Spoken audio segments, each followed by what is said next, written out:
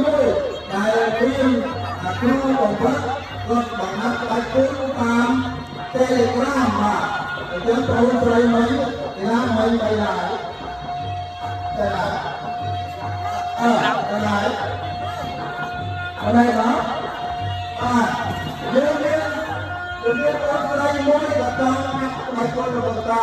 ប៉ុន្តែនៅកំពង់ផ្នែកឆ្ងាយយើងនឹងធ្វើទីមួយដើម្បីប្រមូលគ្នាហាត់តាម YouTube អញ្ចឹងគ្រូរបស់គាត់នេះកងពេលនេះគាត់ជាគ្រូមួយដែលបានចេញទៅបង្រៀននៅអន្តរជាតិ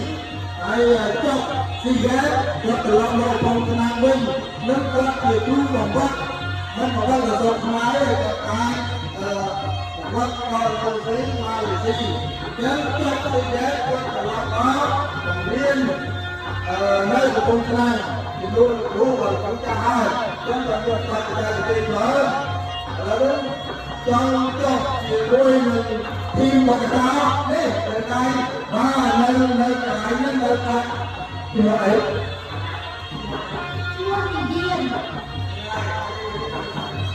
នៅសាលាជាឡើងខ្លួនតែកំបាហ្នឹងហើយ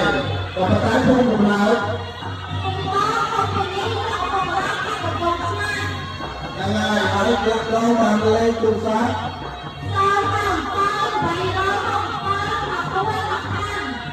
ហើយយើងនឹងបង្កើត Telegram ដើម្បីបង្ហាត់រៀនហើយចឹងយើងមាន Telegram ចាំទាញចូលទៅដើម្បីរៀនតាម Telegram ហើយនៅដែលយើងរៀនហើយសិស្សខ្លះគាត់មានដែរពេលវេលាថ្ងៃស្អែកនិងមួយថ្ងៃអាទិត្យដើម្បីមកបង្វឹកដើម្បីឲ្យចេះហើយចឹងយើងបានហើយចំណុចមួយនេះដល់ហើយដែលគ្រូតាសមាជិកស្រាវជ្រាវមរណកាល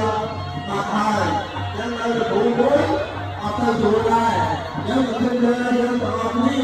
ព្រោះយើងបានចូលមកទីប្រទេសកំពុងពិភពលោកនៅថ្ងៃទីប្រមាណថ្ងៃទី5យើងចុះបញ្ជីប្រទេសកំពុងពិភពលោកគុណរបស់តានៅថ្ងៃទី29ខែវិច្ឆិកាឆ្នាំ2022